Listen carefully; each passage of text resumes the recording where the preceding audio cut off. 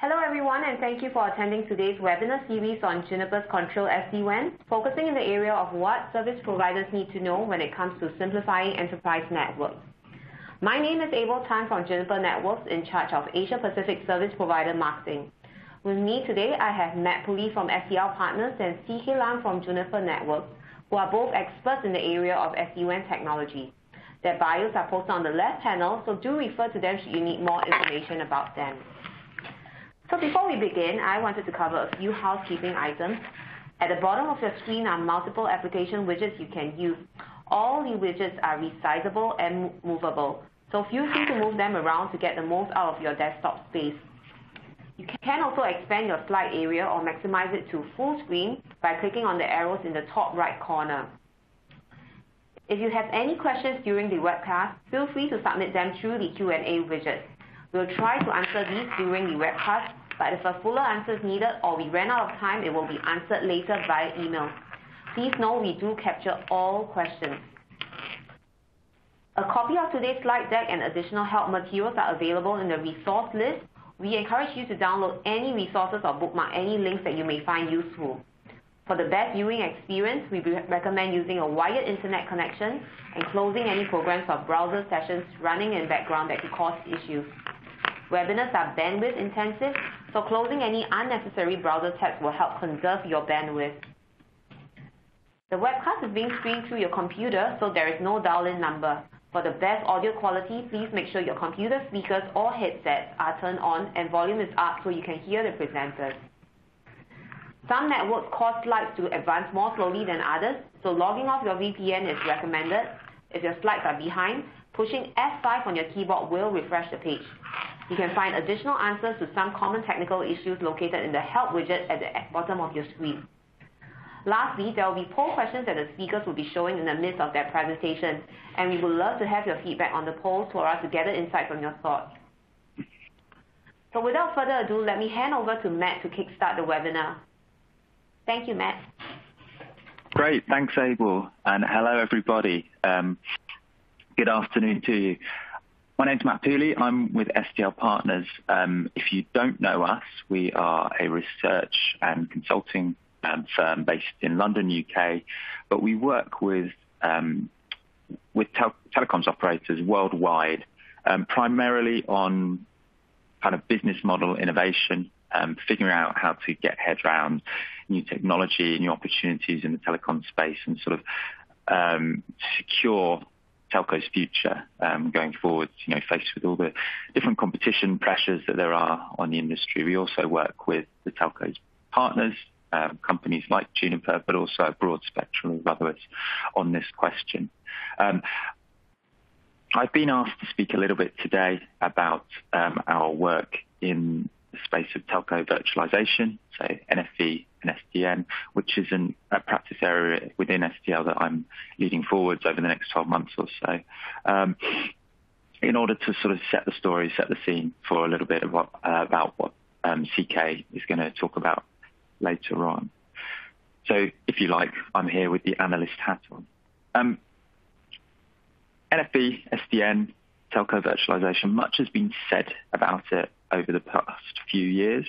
It's increasingly seen as an inevitable step that telcos are going to have to take in their bid to take greater control over their assets and network equipment, so on and so forth, but also in their bid to drive down costs and find ways to remain profitable, especially given that in many markets, revenue growth is beginning to slow or is already over the hill and starting to decline. At STL, we've been tracking virtualization and NFV SDN specifically for a few years now. We've published a lot of research on the topic. In particular, what we have is what we believe to be the most comprehensive database of live telco deployments of virtualized technology. What I've got here is some numbers extracted from our database of deployments worldwide. So what this chart shows you is total NFV SDN deployments by region, by year. I should stress that it's not an aggregate total, so each one of these columns is how many new deployments were made within that year, so the real total is somewhere up in the 300s, I believe. you can see that after a slow start, 2011, 2012, the ETSI paper was published in 2012. A lot of hype to begin with, but slow start. Over the last couple of years, NFV has really started to take on within the industry. Deployments have grown substantially, and it's becoming mainstream. Asia Pacific has sort of led the way a little bit there, adopted a little quicker than other areas. North America and Europe are sort of close behind. It's the usual, well-known operator names that are driving this, I would say. The proportion of CSPs represented by these numbers is fairly small. There's still a lot who have got to get their head around this, start doing it. But NFV is slowly becoming mainstream and expected to be more so as we move towards 5G. I should note that this data comes from public announcements about NFV deployments, but also contains stuff that's been disclosed to us in conversation, discussion with the operator community itself on a more anonymized basis. So we believe it's the most comprehensive list of what's out there. All very good talking about NFV SDN. Why is that relevant to this webinar? And what do we mean by that? NFV and SDN is a very broad church. Virtualization contains a lot of different components, technologies. What exactly have telcos been deploying, I hear you ask? Well, in reality, it's been focused in a lot of areas here. You can see here that the top three categories that we track are by far the kind of majority of all deployments. Now, the top one here, default packet core, is about virtualization of the operator's core network assets. That's virtualization of the 4G mobile core. That has been where most progress, I think, has been made worldwide in rolling out virtualized technology. That's closely followed by different elements of software-defined networking, so some level of software-defined control over operators' networks. No one's done full SDN yet. But quite closely behind that, and also heavily related, is software-defined wide area networking, SD-WAN, main focus of today's webinar. SD-WAN is interesting as it's different to most of the other categories we're tracking in that you could label it a customer-facing service. If you like, SD-WAN is not really about virtualization of your core assets to drive productivity, efficiency, whatever. It's about using virtual network functions to enable a service that you sell directly to customers, in this case, to enterprise customers. And it's the first DNF-based service, as you might call it, that actually seems to be getting traction across the industry. Why is that? Well, in essence, it's because SD-WAN is something that enterprises already get. WAN, wide area networking, is already a widespread technology. It's already used by enterprises worldwide. SD-WAN is more or less the same thing in terms of what it does, but the way it's delivered and the way it's controlled by software is different. It's still a technology that you use to connect networks separated by geography. It still, allows enterprises users to relay data very securely between employees, locations with some level of control over that. It's just done in a different way. Now, WAN, in its traditional sense, does have some drawbacks or caveats or things that need considering. WAN is heavily constrained by hardware in that it requires, single-purpose equipment boxes to be rolled out to customer premises that are hard to control, change, configure, particularly from afar. You need to send engineers out, you need to send them out in a truck to fiddle with boxes. Traditionally, once your contract starts, the box stays there until it's time to renew, if you like. It's inflexible, both from the customer's point of view, but also for the provider, for the service provider, for the telco. There's also the question of how you connect it together, so how you provide the connectivity. WAN is traditionally done. Traditionally needs a sort of very a dedicated line, secure line. MPLS has traditionally been technology used to accomplish that, and it tends to be quite high cost. Nice for telcos in that they can, they can realise the revenue from that high cost connectivity, but it's not quite so attractive for the enterprise customer. Now, SD-WAN counters that because it's software based. You can use multi-purpose hardware, what people are calling white or sometimes grey boxes, where the functions are loaded as software, which means changes can be effected much more easily, potentially remotely through the cloud, so on and so forth, without the need, in all cases at least, to roll out an engineer in a truck to fiddle with boxes, plug stuff in, so on and so forth. It is also potentially able to work over cheap IP connectivity, so standard internet connectivity. In some cases, not all, some solutions are able to do this without the need for hubs to tie it all together. Many, the different approaches to this. Some work better than others. But in essence, you can run it over the public internet. Much more flexible, much potentially cheaper for the end user, but also because they've got multi-purpose hardware, it's a lot, from a kind of cost point of view, it makes a lot more sense to do that. So great flexibility, so on and so forth. There is a caveat. There is an added security risk of operating over the internet public internet as opposed to private closed off lines, which must be mitigated.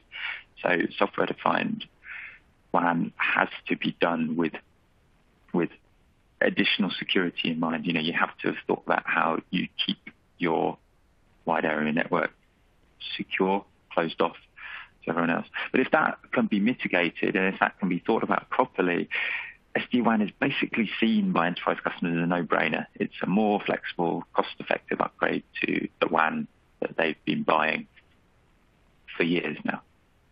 So far, so good. What we wanted to ask at this stage was a poll question. It would be really good for us to understand, presenters, how our audience is thinking about SD-WAN, if it's something that they've launched or not. So you should have seen a poll question pop up on your screen. What we want to know is, has your organization launched SD-WAN? And there are 4 options for that. If you pick the one that's relevant to you, I'll give you a few seconds to play with it. We're still saying, no, we haven't done it yet. We don't plan to. We haven't, but we're planning it in the shorter term this year, or we're planning it in a slightly longer term. Or actually, yeah, we've done this. We've got it deployed and live, and we're just interested to hear how you talk about it. So we'll just give you a couple of moments to answer that. Obviously, it will help us think about how we cover the rest of the slides. It will help us think about how we cover the Q&A later on. You should have 4 options there on the screen. Have a little play around with them. We've got a few responses in so far. Just give it a little bit longer. Excuse me. Great. So another 5 seconds, and I'll jump forwards. Don't want to delay too long. And let's have a look at the responses so far.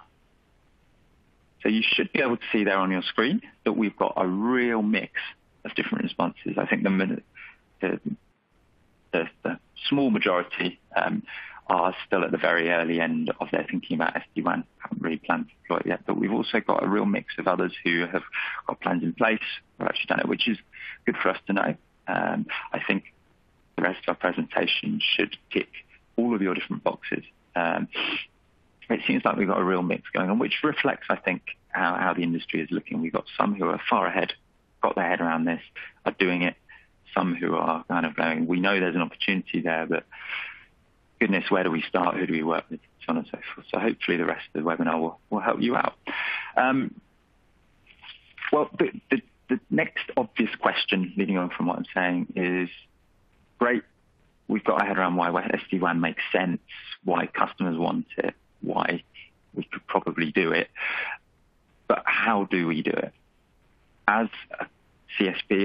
information service provider, as a telco, as STL, we like to label you as shorthand. How do we deliver this? Where do we get it from? Well, at STL, we see three primary, what we've called supply models for SD-WAN as provided by telcos, CSPs. There are other ways, obviously, enterprises can get this direct from the SD-WAN vendors, software providers, companies like Juniper even. I'm talking here about SD-WAN delivered as a managed service by telecoms operators. There are three ways that the telcos can do this. And these might seem obvious, but it's important to get your head around. The first of those is a vendor-supplied solution. So working with a vendor, a solution provider to pull a sort of off-the-shelf SD-WAN offer, tightly integrate it with the operator's existing infrastructure, and then you kind of build the sales, the go-to-market piece around that to take that to customers, realize revenues around it, tie it to your connectivity, so on and so forth. Probably the most obvious, straightforward of the three. The second, we've seen some of the bigger operators do, particularly within Asia and North America. We've called this facilities-based. We've also previously in the past called it the DIY approach, do-it-yourself approach. Some have been building their own SD-WAN or SD-WAN type at least, so offering more or less the same functionality, even if you can't technically label it as SD-WAN. They've built it in-house. They've managed all of the technical side, software side, so on and so forth themselves, and they're delivering it end-to-end, right from development through to production, sales, so on and so forth, without the need for third-party input. Obviously, a resource-intensive way of doing things, but a way that some have done and some have decided is the right way for them. So that basically they have the control and they're offering what their customers want. The third, and probably the most interesting, is what we've called multi-provider. We've seen some operators offering different kinds of solutions from different providers, vendors, or even from themselves to meet different kinds of customers' requirements. So it might be that, they've got a small amount of very large enterprise customers, government customers who need very specific, bespoke, SD-WAN offers well integrated with the rest of their IT systems, so on and so forth, using one solution. And then for their long tail of small, medium enterprise customers, they're using a more sort of point solution off-the-shelf offer from, direct from a vendor that's a little bit more hands-off for the telco, but a little bit more appropriate for the end users. We've seen some sort of juggling 2 or 3 different ways of offering SD-WAN or SD-WAN type services. At STL, we don't see one or another of these as the correct option. I think this very much depends on the telco and situation and resource available, so on and so forth. If you're a smaller telco who kind of gets it but hasn't been able to act yet, probably a vendor-supplied option is the quickest way to get running, to get off the ground. But it doesn't necessarily mean it's right in all cases. I'm talking here very much with the analyst hat on. We can't say that one's necessarily the right way forward for all. Where we do have a bit more opinion is how you actually deliver it into the customer's premises. We've called these kind of modes of delivery. Now, there are 3, again, of these that we see. The first is sort of rolling out dedicated bits of kit to the customer premises, which sort of run the SD-WAN function. Obviously, they talk back to everything else that ties it together. They talk about the hubs, so on and so forth. But in essence, you're rolling out CPE, customer premise equipment, which contains SD-WAN function, as you have been doing kind of in the traditional world, but maybe the SD-WAN is running as software on a more generic box. In essence, you're doing it the old way. We've seen a lot of people selling software-defined WAN in this way. You can argue really about how software-defined that actually is, whether it really is SD-WAN as was promised, as opposed to what we've called, what is being referred to in the industry as universal CPU, which is very much the same thing. You've got a piece of multi-purpose hardware in the customer's premises, but it's running SD-WAN as a function. The difference is that UCPE boxes, you can change what the functions are that are running on them. We've got a nice little cloud here with an arrow just to sort of represent the fact that potentially you can do that from afar. So yes, there's a function running on the customer boxes because it's multi-purpose hardware. In theory, you could completely wipe that out and put something entirely different on it. Once it's on the customer's premises, you can play with it as you like. The third, very related but slightly different way of looking at it, is virtual CPE. So rather than running those functions on the box in the customer premises, saying, well, we'll put a very simple bit of routing equipment on the premise, and we'll actually run those software functions in a centralized cloud somewhere else. Potentially cheaper in terms of rolling the equipment out. Of course, from a connectivity point of view, there's going to be a lot more data running backwards and forwards to your centralized cloud, to data centers, so on and so forth. Now, this is where we do have a bit more of an opinion. The dedicated appliance to us is a little bit closed-minded, and I'll talk a bit more why that is. vCPE is very interesting for some, but we haven't seen much traction there, mainly because WAN is about keeping data secure and under control. And customers don't necessarily have the appetite to send everything back and forwards through a pipe, if you like, into the public internet and back again. They want some level of sovereignty, if you like, with the data. So UCP has been the one that has taken the biggest grasp, and that we see as the most interesting going forward. There's the best balance between control and cloud and so on, but also keeping data under wraps. Our preferred approach, as I've said, is to avoid what you might call a point solution. So either using that dedicated appliance that is just SD-WAN and you can't really change it up, or using UCP that will constrain you to that. What do I mean by that? Well, it's about thinking a little bit further ahead, if you like. Rather than sort of thinking our customers want SD-WAN, great, let's get it to them. It's thinking a couple of steps further along, seeing SD-WAN as a stepping stone to something else. In essence, when you buy SD-WAN and the telco, as an enterprise customer, and the telco provides it to you on UCPE, what they're doing is they're taking a generic box which could run a given number of functions, services, whatever it might be. We've got 4 in our example here just for simplicity's sake. What they're doing is they're loading the SD-WAN function onto it. They might be loading some accompanying security. But depending on what piece of equipment they've chosen, so on and so forth, there's potentially space on there to do other stuff. Or it could be changed up for other stuff later on. In essence, what you're buying is a platform solution. You may not realize it. You're buying SD-WAN, you're buying, the box comes that makes it work. But what you've actually done is you've enabled yourself a little bit further down the line to change stuff up. So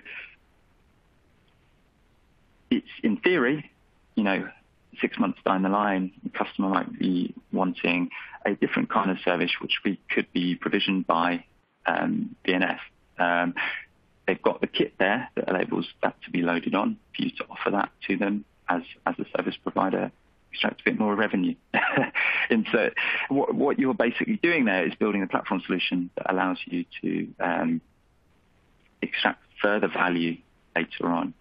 Now, as said before, SD-WAN has been where we've seen most traction in terms of DNS-based services, but it's because customers get it. Once they get the benefits of how it runs on a UCPE platform, it will be very straightforward to convince them of the benefits of new services that they might not currently have, if you see what I mean. So what you're doing is you're leaving the door open to offering further services later on. I had one telco exec, I won't name, but describing SD-WAN to me as a gateway drug for software-defined services more generally.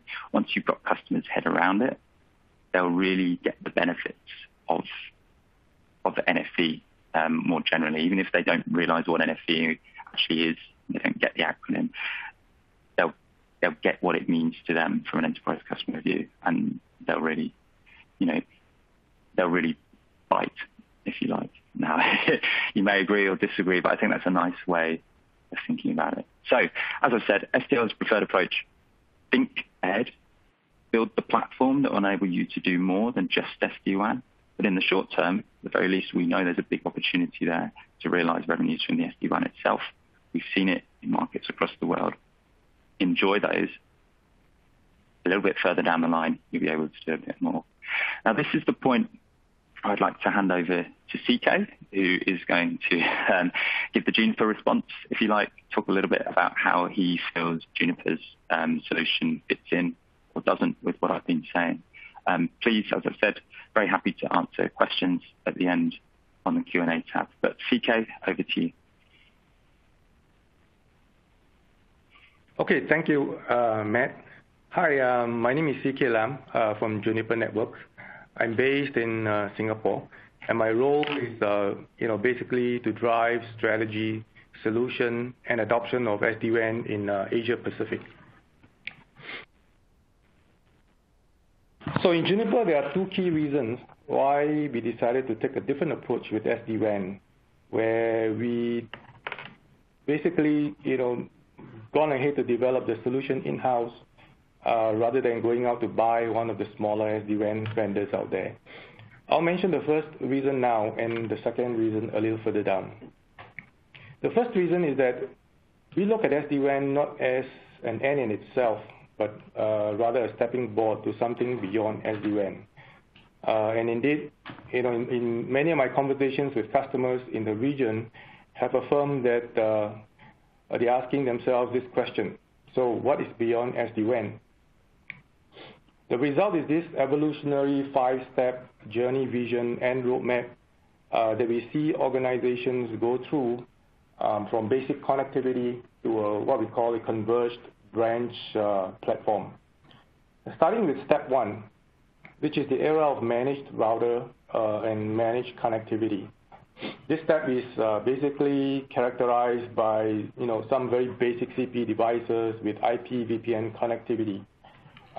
Frequently, there's heavy manual configuration and provisioning, and there may be some automation tools, scripts, being deployed, but they tend to be very inflexible and very difficult to use.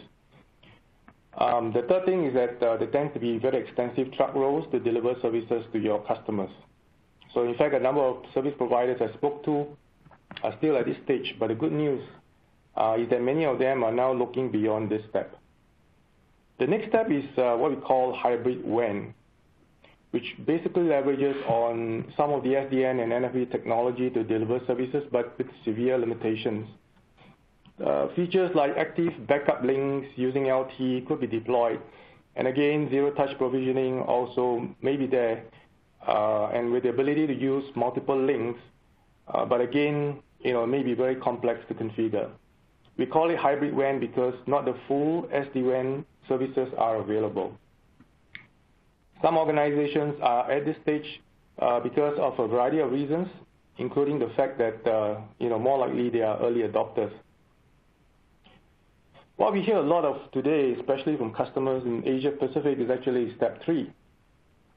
So many SD-WAN players approach this, in the market as a routing or connectivity issue, or even a WAN optimization issue.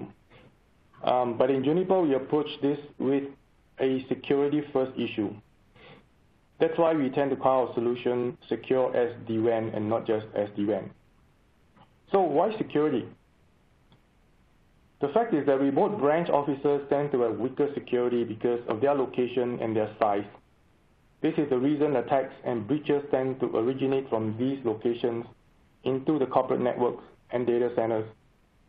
Hence, in this step, the emphasis should not just be on connectivity and the resilience of connectivity, but also advanced security and the ability to manage this security easily and centrally. Zero-touch provisioning at this stage eliminates the need for on-site support and easy deployment of CPEs. And application SLAs allow customers to prioritize critical applications over specific WAN links, with the ability to fail over dynamically to another link when the SLA has been violated. In step 4, we are seeing some organizations looking beyond just security services, but the ability to deploy NFVs at their branch offices to add greater agility, flexibility, and versatility with the deployment of open platforms like Universal CPE, as alluded to earlier by Matt. The Universal CPE can host a variety of VNFs as their business so require, and the VNFs can be instantiated on the fly remotely from a central customer portal. You can also deploy both network services and even certain application types using the same management platform. The final step in step 5 is what is interesting, because we see that there is a potential and ability to manage beyond the CPE to include what's behind the CPE. This could include the automated management and provisioning of network devices like LAN and Wi-Fi with what we term as SD branch or software-defined branch. Custom services in this stage can be deployed easily and centrally on demand for the branch operations. And typically, there is greater granular visibility and analytics to support more efficient business needs. In fact, we see that the scope can expand to larger sites and campuses into the enterprise to simplify the management, operations, and provisioning of more complex enterprise environment in what we call the SD enterprise or software-defined enterprise. What I'm going to do next is I'm going to run another poll. As you can see on your screen, don't worry about right or wrong answers. There's no right or wrong answers. Feel free to click any of these options.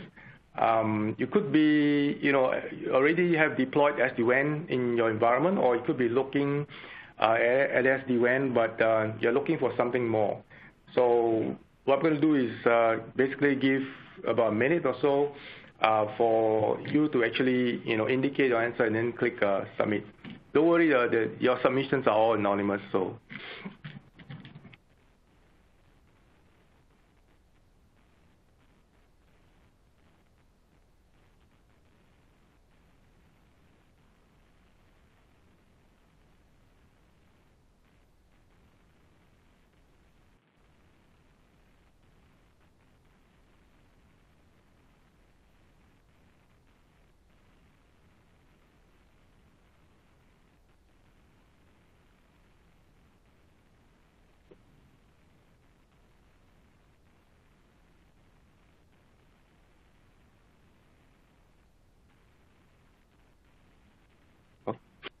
Okay, let's take a look at the responses. So predictably, the top response is security, and again, it's not surprising. Security being one of the very key features and capabilities customers are looking for to deploy SD-WAN. And again, WAN optimization, not surprising as well. This is something that many customers that I've spoken to are also looking for this. But interestingly, there are some responses for managed Wi-Fi and managed LAN as well. And this is good news, because it means that there are enterprises and customers that are looking beyond the SD-WAN and beyond the CPE to be able to utilize services that they can actually use in their enterprise.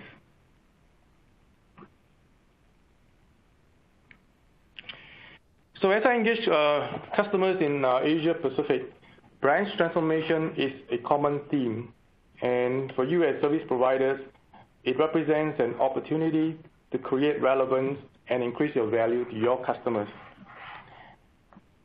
It's a time where you can provide additional services beyond just simple connectivity leveraging on your infrastructure, whether it's just MPLS or broadband internet or LTE or even a combination or any of them. It also means that there is an opportunity to introduce platforms like the Universal CPE, giving you the ability to offer even more value-added services that can be easily deployed to the most remote part of your customer's location. Next, you can also expand your managed services portfolio to not just managed router, which is something pretty basic, but also SD-WAN services, managed security services, which we saw earlier is one of the top requests or top items that people are looking for, and even managed LAN services, which is also something that was featured in a poll earlier on. In fact, the services, as you can see in the right-hand box, you can offer can be almost unlimited beyond just network-related services to potentially productivity applications and tools like unified communications and managed retail applications. What does it mean for your customers to offer these kind of services? Well, for them, it will mean greater agility, and they can focus on their core business instead of being consumed by the burden of having to manage it all by themselves. So in working with our service provider customers, the focus tends to be on business outcomes, which is something that is top of mind for many of these service providers. And we've come up with about 6 key outcomes with the SD-WAN solution that Juniper can offer. Firstly, a fully integrated and open SD-WAN solution helps you compete better with what we typically call OTT players, or against those who white-label solutions from OTT vendors. OTT stands for over the top, and this results in improved margins. A fact to note is that it is not surprising that Juniper's SD-WAN solution can integrate better into your environment because of our strength and legacy in service providers' network. Next, with security that is integrated with our solution, it allows you to offer a variety of tiered security services ranging from next-generation firewall to UTM, stands for Unified Threat Management, and even advanced threat protection. And of course, besides security services, the ability to deploy VNFs based on your customer's need also mean added revenue, and again, greater customer satisfaction as well.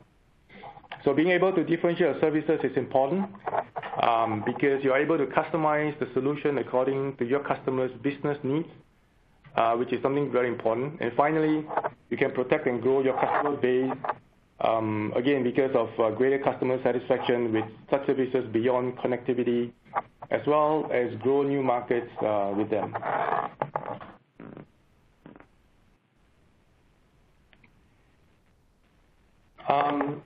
So as an overview of the Juniper Contrail SD-WAN solution, not intending to go overly technical or deep dive on this, the solution is able to leverage on a variety of connectivity types, whether it's MPLS, broadband internet, or LTE, and use these links concurrently or as a backup. All communications are done through tunnels, and if a local breakout to the internet is being used at the branch office or the branch site, for example, to access certain internet applications or SaaS applications or public cloud, the tunnel is encrypted with IPsec. For CP deployments, there are a number of options, as you can see on the left-hand box on the slide, from the SRX, which is Juniper's next-generation firewall, to the NFX, which is Juniper's Universal CPE, virtual SRX, which is the virtualized form of our firewall, and even something called soft NFX, something that that'll be coming down the road, where we can run the NFX capability on a white box. The Juniper SD-WAN Contrail solution forms the foundation for your customers to be able to access multi-cloud environments like AWS securely, and being able to be provisioned by the brains behind it all, we call Contrail Service Orchestrator, or CSO for short. There's no need to build any huge infrastructure or entire data center or make drastic modifications to your infrastructure environment to offer SD-WAN services. So that's the good news. So there's no huge upfront capital outlay. You can start small with tens of sites and slowly expand to thousands of sites as your customer base or requirements grow. This is an important slide which I'll probably spend a little bit more time on. And so basically, what are our key SD-WAN capabilities and differentiation? As I believe many of you who are exploring SD-WAN have probably done some research and probably kind of bowled over by the plethora of players out there. Let me start with security. So as I mentioned earlier on, one of the reasons we develop in-house as well is that we can actually ensure that security is integrated and not a bolt-on solution. What do we mean by that is that security is integrated fully with our SD-WAN solution because the CPs that is being deployed are basically our next generation firewall, which is the SRX. Some other vendor solutions, for example, need to work with third-party security solutions, and there's a need to kind of chain them up, and this is where it is not integrated. Besides the next generation firewall, it also features a rich portfolio of security services, including things like IPS, IDS, UTM, and so on, which I've also mentioned earlier. In fact, security extends to our CPEs internally. So as an example, our NFX devices support something called TPM, which is a Trusted Platform Module, Secure Boot, and Secure BIOS. This ensures that the device at the remote site cannot be easily tampered with and is secure. In addition, the NFX, the Universal CPE, also comes built in with the virtual SRX, providing all the security services that's needed. Next, why is CPE portfolio important? Because you can deploy the right CPE for your customers' needs depending on what they need. For instance, in retail outlets, there may not be a need for other services other than having a very strong security. So in this case, the SRX would be the best option. It is pretty much locked down. It's very secure in itself, and there's no need to worry about any other kind of additional services being run in the box.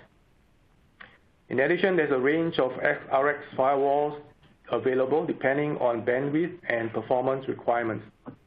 So if the need is, on the other hand, if the need for more services like WAN optimization, probably things like DDoS protection and so on for larger branch offices, then the NFX would be an ideal platform due to it being open and the fact that it's optimized and tested for both network and VNF performance.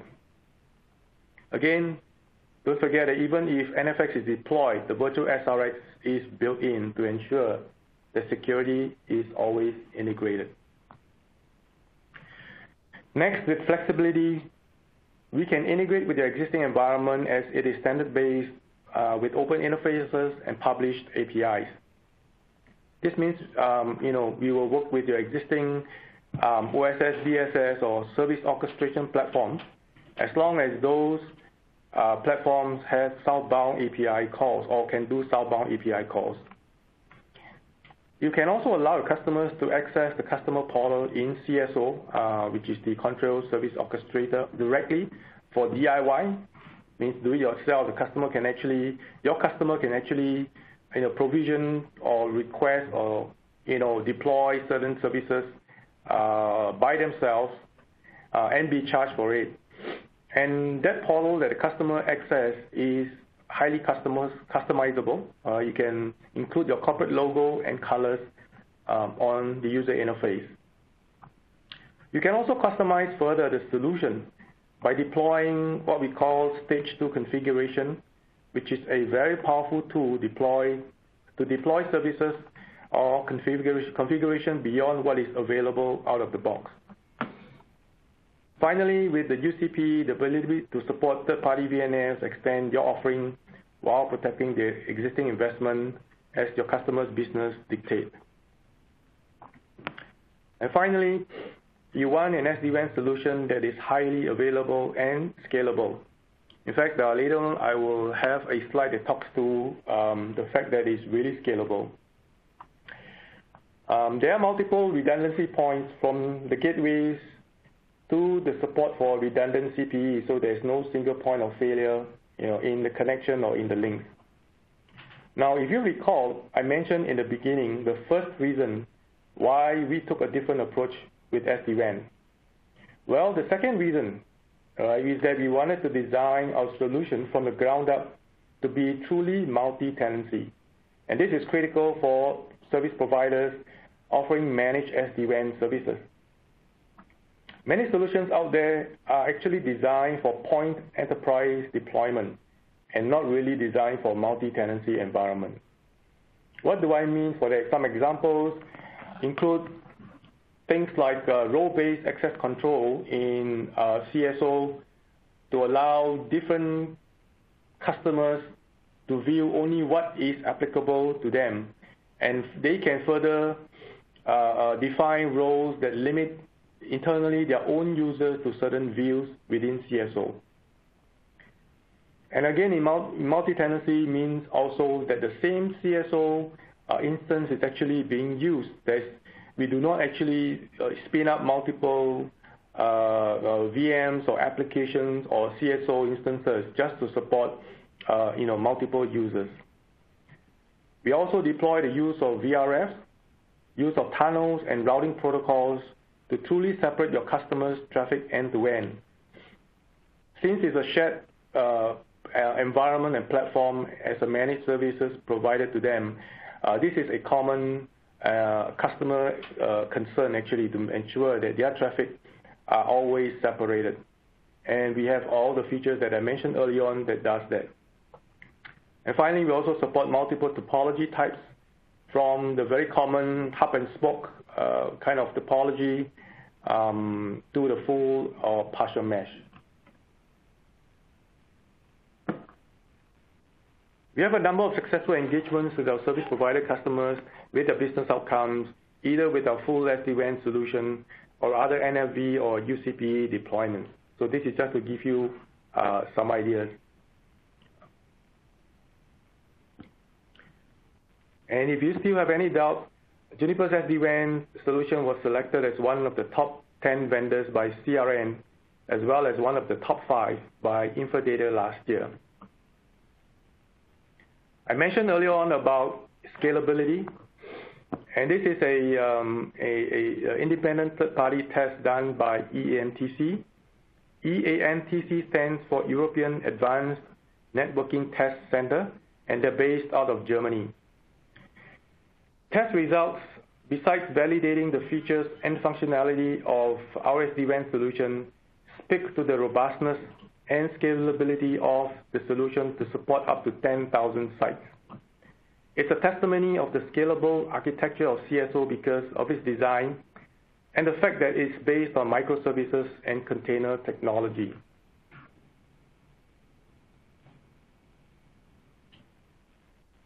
And finally, Juniper has been ranked among the top vendors in various categories by a third-party analyst. This slide basically I've added in to show, to give you some links and additional resources that you can actually access for more information and for more background.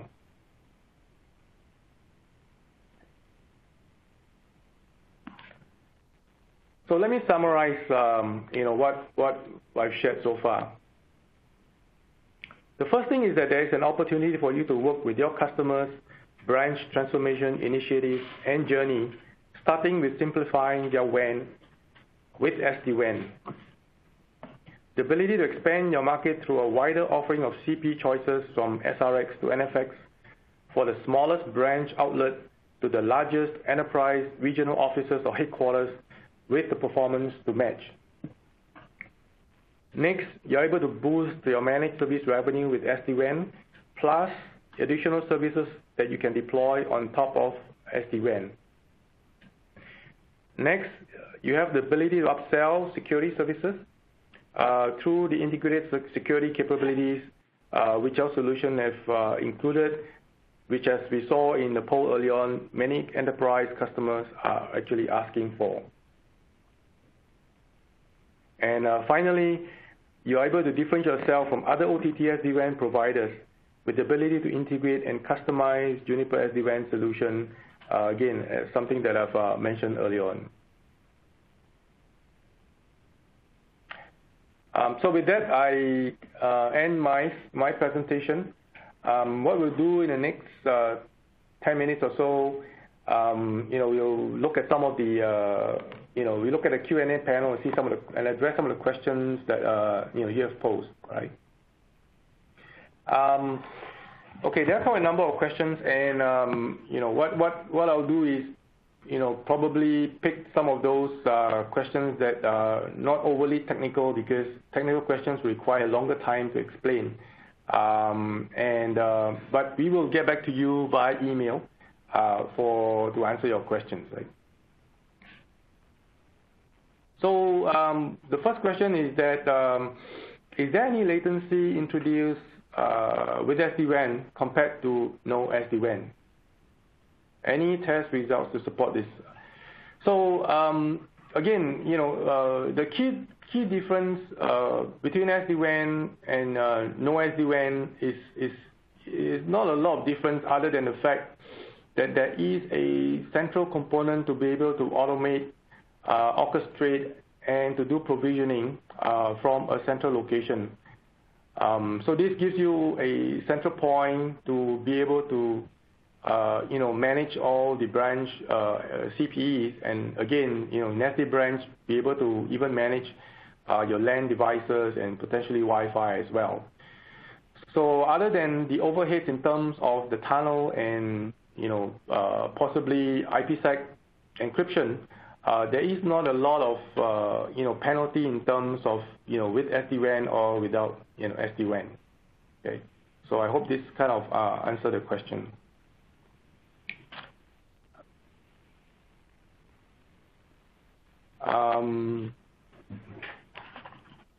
Okay, some of them are too technical, let's say.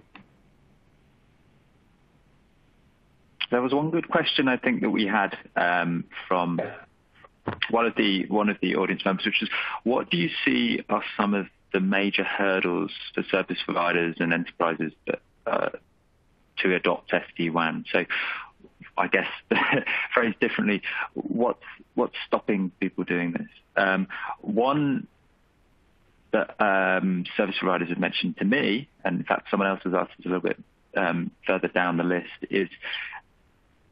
is that the problem of balancing rolling out a new service where there's the opportunity, but also without cannibalizing existing revenue streams. So obviously, depending on markets, some operators are making quite a lot of money out of MPLS services, and they see SD-WAN as potentially taking away from that.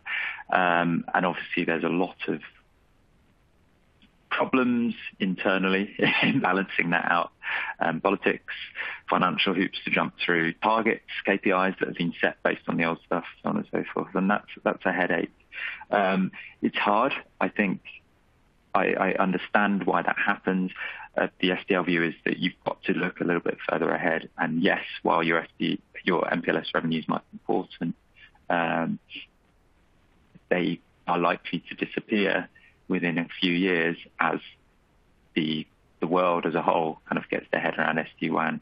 So you could argue that that point of view is perhaps a little bit short-sighted, and you should avoid seeing MPLS decline as a problem as you go forward.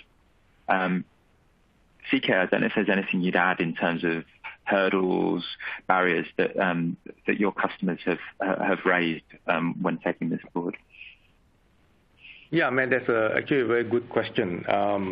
And having spoken to many of the service provider customers and enterprise customers, specifically for service providers, I think you mentioned correctly is that one of the common questions I get is that, will I be cannibalizing my own MPLS services by offering SD-WAN? Right? So this is again, it could be one of potential hurdle. The answer to that, of course, is that many customers are already looking to leverage on cheaper alternatives for connectivity like broadband internet, and there's kind of it's difficult to stop this trend.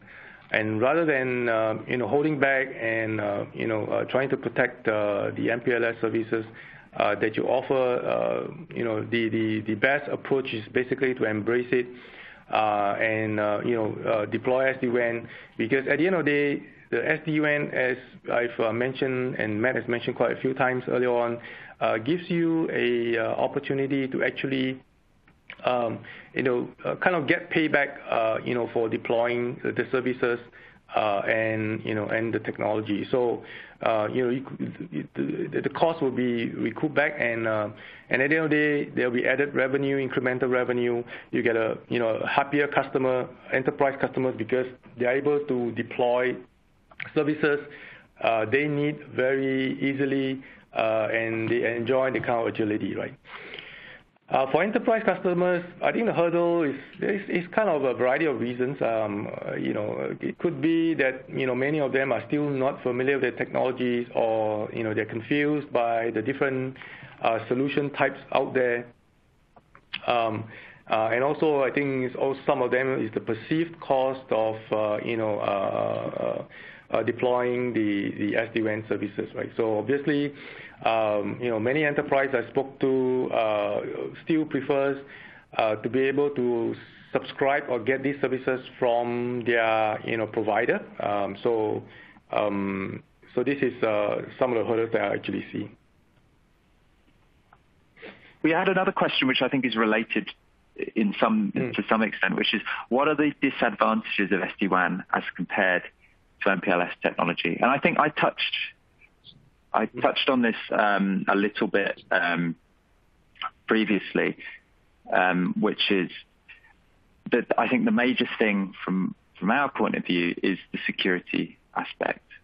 If you are sending your WAN traffic across the public internet, if you're using IP to do this, it is by definition less secure, I guess, than a closed line as MPLS would offer. And as I said, you need to make sure that any SD-WAN solution that you implement has security baked in, and it's been thought about, and that's been considered. Even in cases where the vendor can assure the SP and the customer that the security is baked in, we still see people asking that question, asking for more proof points around that, understandably, because we're talking about data here. It's a very sensitive thing. So that, I think, is the key disadvantage of SD-WAN that needs to be countered. Of course, CK, I'm sure you will be able to say why you think Juniper answers that question. But from our point of view, that's the main disadvantage. Yeah. So I think, again, this is probably part of the confusion. So SD-WAN doesn't actually replace MPLS technology. In fact, SD-WAN makes use of MPLS technology as one of the WAN links. So a very common configuration type or deployment type that I see from customers is that they typically still use MPLS technology or the MPLS link for business critical applications, and then they use broadband internet for things like Gmail, Facebook that businesses still need, but probably not as critical. But then again, the ability for SD-WAN to be able to fail over, let's say, some of these if applications the SLA is violated, or if there's some problem with the MPLS link for some reason, it can dynamically fail over to either a second MPLS link if it's available, or to the broadband internet connection. So this will ensure greater higher reliability, reachability, accessibility to applications in this kind of scenario. So in short, SD-WAN doesn't replace MPLS technology. It actually uses or leverages on MPLS as one of the WAN links. Right? So I think we are pretty much at the top of the hour, unfortunately, and I can see that actually there are quite a lot of questions, and I thank you actually for posting those questions. What we'll do, what we promise to do is get back to you with the answers through email, and then definitely if you wish, we can actually even kind of contact you for some discussions if you need a more in-depth kind of deep dive on the Juniper SD-WAN solution. Right? So with that, thank you for the time. I'll hand this back to Abel. Yes, thank you so much, CK and Ned, and everyone for joining us in this webinar series. So we are in the final minute to the end of the webinar, and again, I would just like to highlight, thank you for all the questions that you have posted, and we will personally email you on all these with the answers. So some final pieces of information I'd like to share.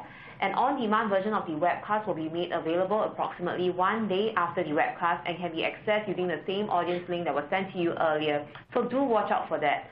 Also, after this webcast itself, there will be a survey that will be displayed at the end, and we would be highly appreciative if you could provide us some feedback and share your thoughts with us. So that's all we have for you today. Thank you so much for joining us, and have a great day ahead. Thank you, everyone.